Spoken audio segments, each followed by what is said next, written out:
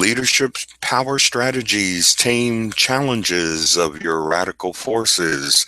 Hello, everybody, and welcome to this episode of Leadership Power Paradigms. This is Bill Thomas, your host and presenter. I apologize for being slightly behind schedule, but we're here nevertheless, and we will begin in just a quick moment from now. And as I'm getting my stuff together here uh, and getting it ready for you, I'll just do what they say is get that slideshow going. Oh, hey, I forgot. We're not starting from here. So please forgive me while I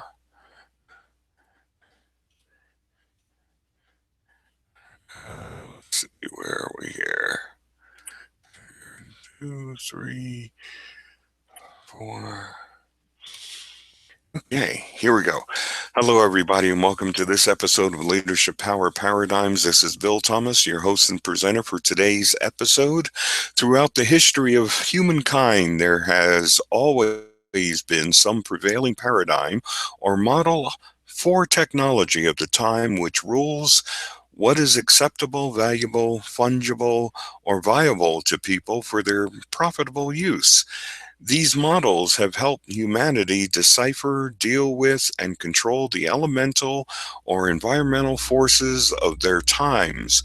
We'll also look at how our ecology impacts the relations, interactions, spacings, and interdependencies between people, our societies, and our organizations. Finally, we need to appreciate the crucial wilderness taming roles played by the phenomena of systems, structures, synergies, syntropy, and signification. Before jumping into the important concept of a Model 4 technology, let me give you one instructive example of what I mean. Around 100 or more years before Jesus Christ walked upon the earth, a Greek man invented a steam-powered device which was used to open the doors of pagan temples and perform various entertaining stunts. However, even before that device was invented, the Greeks and others had already created and used rails made out of wood, iron, brass, or other metals for carrying objects, pulling and pushing carriages, and for reducing the burdens on their animals and human slaves. With just a little more effort, these metal rails and a steam-powered or steam-propelled device could easily have become a locomotive engine carrying carriages over roads of metal rails nearly 2,000 years before rail systems were finally invented, built, and used in the mid-1800s. My theory, and the theories of others, is that those ancient Greeks, Egyptians, and Romans believed that the prevailing paradigm for a successful venture was not dependent on mechanically inclined technological prowess or abilities. The people with the moral, financial, and governmental power only saw steam-driven and rail-based technologies as separate, unconnected ways to strengthen conviction, facilitate conveyance, or provide celebratory entertainment. However, every Model 4 technology can easily push the frontiers of new discoveries because each model usually makes it easy to determine the most practical and appropriate usage for applications or specific combinations of the existing technologies. At this moment in time, we all are operating in agreement with two different prevailing paradigms. One of those paradigms is more than 2,000 years old. It was first espoused by Jesus Christ, and it set the stage for every subsequent leader because Jesus indicated that leaders who generously serve the needs of their followers and other humans, rather than leaders who only serve their own greedy self-interests, attributes and I'm sorry, self-interest. The old paradigm of our industrial age was based upon purely physical attributes and capabilities, while our current paradigm applies to the physical, biological, and social or metaphysical realms. Professor Philip Arswold uses his book, The Coming Prosperity, to ask these questions. Are your actions producing transformational outcomes? Are we moving human progress forward to achieve some form of sustained or sustainable prosperity? Are your leaders relying on stale routines, or are your leaders elegantly seeking the novelty in constantly changing world in novelty and possibilities? Are you efficiently inventing new ways of dealing with a constantly changing world? And are you effectively using your limited resources by depending upon the creativity of people and proven models of entrepreneurship? First, let's remember that our current model for technology is based upon our understanding of the biological processes occurring within any form of an ecological niche. With that definition fixed in our minds, we can see how author Kevin Kelly and other people define technology, or what Kelly calls the technium, really includes much, much more than hardware or computer software or buildings and similar physically tangible objects. Technological things like also include biology, sociology, philosophy, economics, legal, and political systems. Science now sees the essence of most technologies as consisting of the intangible organization of energy and information at their core. In fact, when it comes to the social sciences, the arts, and human behavior or psychology, we must conclude that the energies at work are simply flows, fields, or forces of information. Excuse me. There's a book that every leader or professional must buy and read, reread, and then read again. It's Innovation and Entrepreneurship by Peter Drucker. And in his foundational book, Drucker applied the lessons of scientific historian Thomas Kuhn's structure of scientific revolutions and identified that our current model for technology is now based upon our understanding of the biological processes occurring in an ecological niche.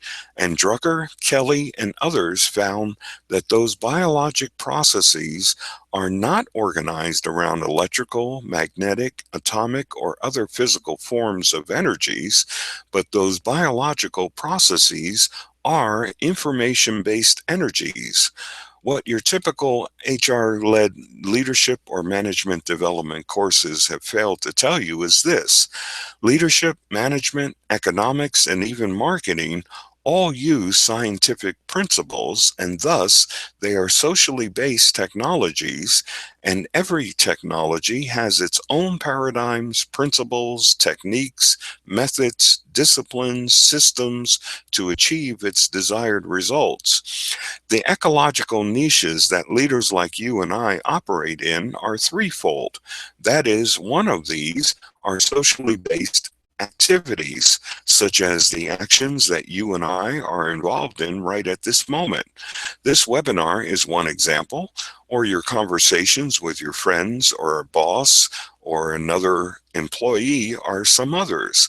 The second types are are socially based ecological niches, which can take the form of a profession, such as the legal, medical, accountancy professions, or the niche can be an industrial sector, such as manufacturing, government, community services, shipping, or network services, etc. And finally, the third are the socially based ecosystems, or what we call organizations, agencies, corporations, major sales account teams, or project teams, and so on. If we look at our leadership as a technological endeavor, and we were motivated to use our leadership to produce transformational outcomes, and we used our models of technology to generate elegant, efficient, and highly effective performances, then these four domains might provide us with all the guidance, direction, and aspirational inspiration. I'm sure you have seen all types of leaders who appear to be elegantly more artistic or more scientific than other leaders in their neat, simple, more precise approach to and practice of leadership, and for certain leaders who act as if they answer for their responsibilities directly to Almighty God Himself. These people seem to have a passionate dream for, or an unshakable belief in, or they obey a higher calling than the rest of us. They lead as though the welfare and prosperity of all humanity is their most important mission. And of course, there are those highly competent, powerfully efficient, transformational, entrepreneurial, and intellectual leaders. Believe me, if you take the time and make the effort to study any or all of these very successful people, like I have in devoting more than 25,000 hours to researching, studying, and teaching leaders around the world, you too will discover that they all make serious use of various forms of information enriched, highly disciplined applications of their leadership power to achieve truly great successes. All structures, systems, and sciences are governed by their respective algorithmic information energies. For instance, physical sciences are material systems governed by chemical algorithms, while biological entities are living systems governed by biogenetic algorithms. Psychology is reflected as a mental system composed of natural impulses, and behavioral selections governed by neurobehavioral algorithms, and social sciences are culturally symbolic, justification based belief systems governed through socio linguistic algorithmic information. What's all this talk about algorithms? Well, in a word, algorithms are simply sets of ambiguous, ambiguous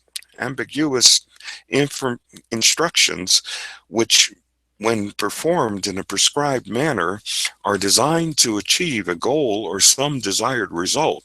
Here's one quick example.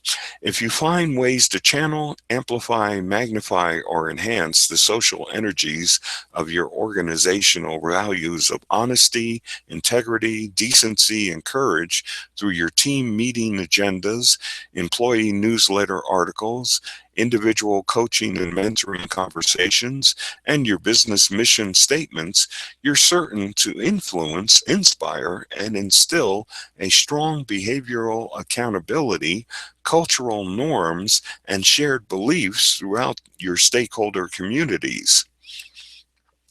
Your creativity can be rejuvenated, restored, renewed, and refreshed through the disciplined application of your leadership power by using the scorecard-based tracking focus system tool, and by applying the techniques of scoring, evaluating, appraising, examining, dissecting, comparing, and by mapping the energy flows, the biological processes, and the ecological signatures which are affecting the conditions and entities within your ecosystem or organization, product team, department, or regional HQ, etc. You will find that these mapping, appraising, and scoring activities will lead to removals of impurities and injections of pure nutritional sustenance. In a word, you can improve the integrity, performance, and strength of your organization using these methods and devices, which can help your employees avoid the drastic and messy reductions in the workforce and painful office and plant closures, or those fragile austerity measures that plague so many organizations around the world. In short, this worksheet and its queries helps you examine, evaluate, and enhance the people, policies, and processes operating throughout the environs of your team, department, or organization.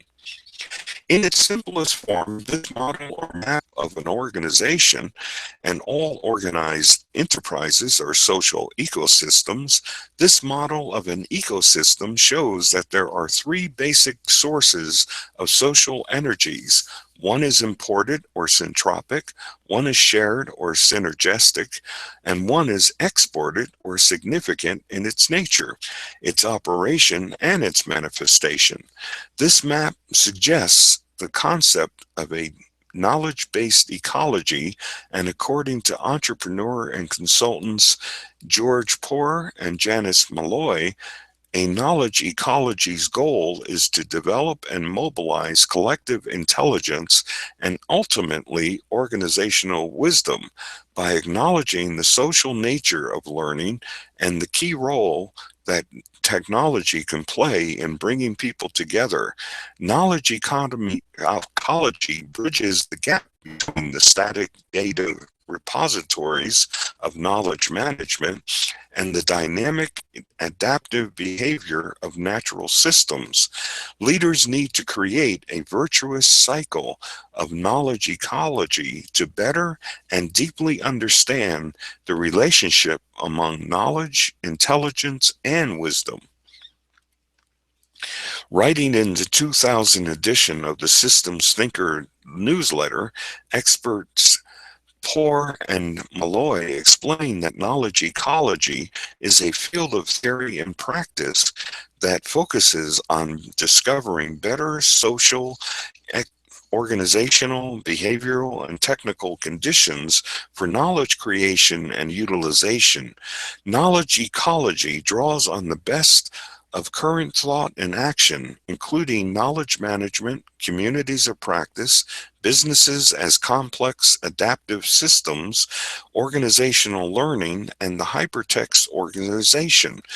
Its primary area of study and domain of action are the design and support of self-organizing knowledge ecosystems in which information, ideas, insights, and inspiration cross-fertilize and feed one another, free from the constraints of geography and schedule. A knowledge ecosystem consists of a network of conversations, face-to-face or virtual, contributing to and informed by rich knowledge repositories. Knowledge ecosystems, just like biological ones, are self-sustaining, self-regulating, and self-organizing. And as Buckminster Fuller tells us, every structure is a self-stabilizing energy event complex or system that must contain a minimum set of four energy events. When it comes to reversing the disturbing effects of chaos, you need to increase the flow of syntropy into your systems, structures, and societies, while losses of cohesion or reductions in camaraderie demand strong doses of synergistic developments or interventions, yet the unruly challenges of uncertainty or volatility must can and should be overcome through communications of signification. Let's agree that social energies are any form of imported, exported, converted, or absorbed bits of information which, when transmitted, exchanged, or received by or through human beings, will give, sustain, energize, or regenerate the life of a socially based activity, such as a one-to-one or one-to-many meeting or conversation, or the energies which impact an ecological niche, such as a profession, industrial sector, or class of standards, or the social energies which occur within or affect the affairs of a social system, such as your team, organization, community, or association, family, household, or faith-based group. So finally, in a nutshell, leaders must employ 3S phenomena-oriented principles, processes, and practices to structure, systematize, and support the enrichment, expansion, and extension of their social energies. Leaders transform power into I-based benefits. There are three primary life-enriching purposes for using your leadership power, and to transform your power from being commanding and controlling, being disrespectful or denigrating, and being manipulative or deceptive. You'll need to fully enhance the life-edifying properties of your social energies.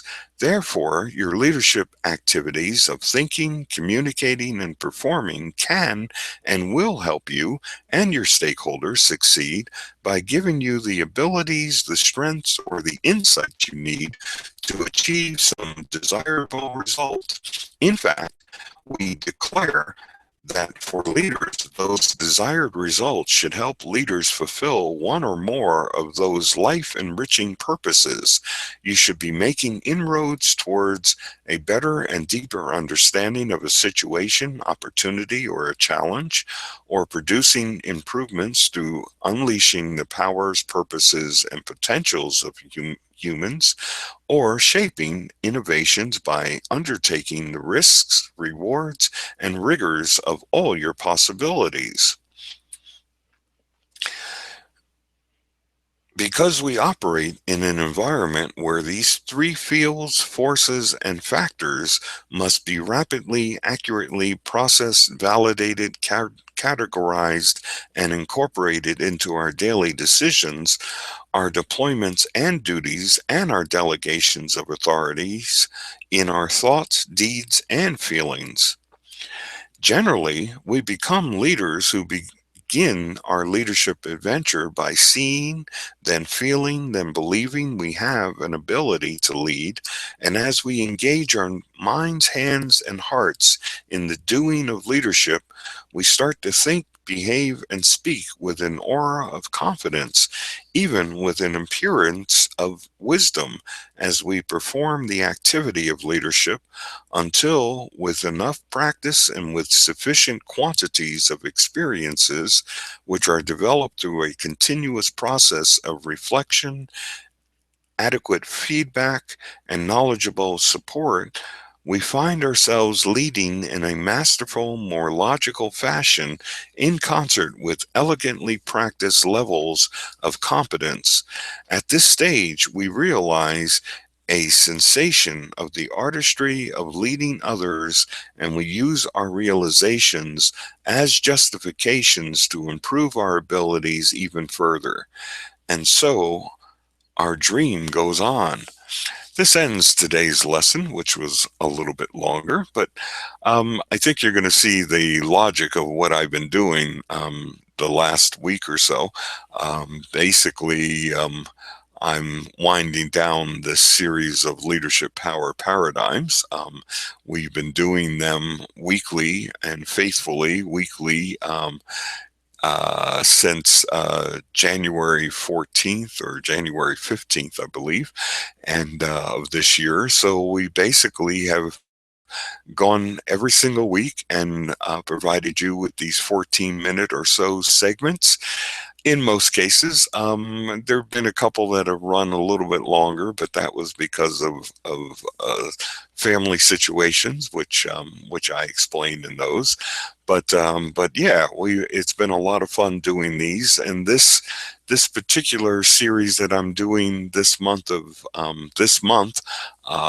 which are the final ones, the final episodes of Leadership Power Paradigms will be variable because I'm actually taking it from a much longer and much more in-depth webinar that I'm doing during this month as well, which people who are on my list are aware of. Anyway, so thank you for joining me today. If you look on the right side of your screen, you'll see our featured program, which is Leadership uh, Power Paradigms Producer Tools program. And for those of you who are familiar with this program, it's been something that we've used, something that we've been using for actually been talking about for a while. And I just want to see if I can find. Yeah, there we go. Yeah, this is it here. The Leadership Power Paradigms Producer Tools program. If you click on the Enroll and Get Started Now button, it will open up a new web browser window for you, or web browser tab, and you can read through that page and just see all the various features and services and materials that we provide you with during that program. And if you like what you see, I encourage you to go ahead and enroll now. Don't forget, I always offer and I always stand by my money back guarantee, no questions asked, no hassle guarantee, I should say. And that way you know that it's completely risk-free for you, and at the same time it will help you to build your leadership skills and improve your performances, as well as helping you to uh, increase and how shall I say, elevate the achievements of your people and your organization as well.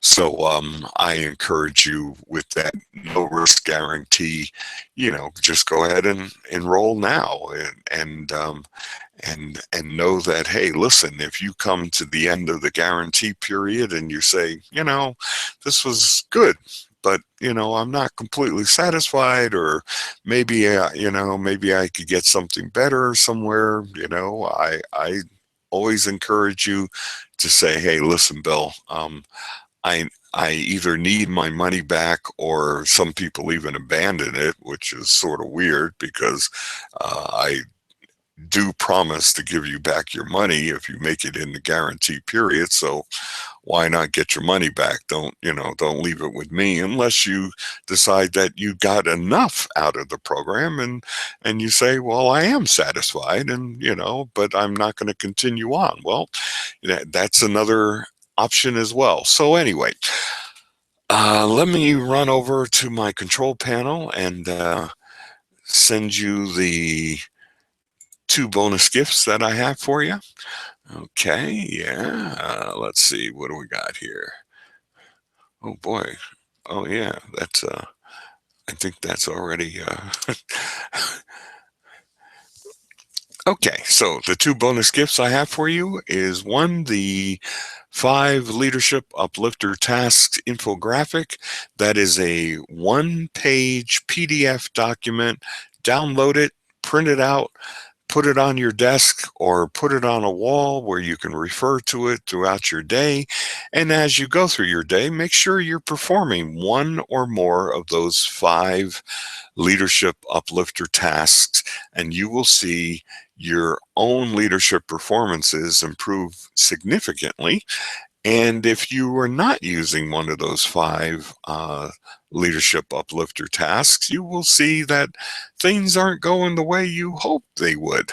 And the second gift that we have is the Words with Wisdom paper. It is an 8-page PDF document.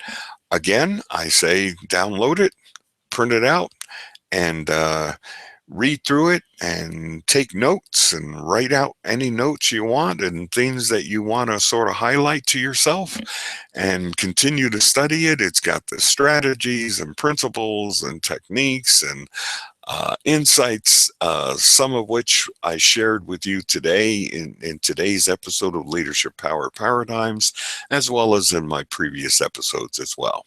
So, okay, all of that. I said all of that to say this. If you're on the webinar replay, just go to the right side of your screen, type in your question or comment if you have any, and click the email us or email now button. And when you do click on that button, after typing in your question or comment, it will automatically email me with it, and it will include your name and the email address that you use to register for the replay recording anyway. So I'll know what that is. You don't have to type that in. You don't even have to type in your name. All you need to do is just type in your your question or comment, and if it has anything to do with leadership or management, I will write you back and I will give you my best possible answers to your question or comment. And so that way you can get some free advice and some free guidance, if you will, some free insights from a so-called leadership expert, and that's me. Okay, so thanks again for joining me. In today's episode of Leadership Power Paradigms, this is Bill Thomas. I've been your host and presenter for today's episode. God bless each and every one of you. Godspeed to you all, and I wish you all the very best of success in all of your leadership endeavors. Take care.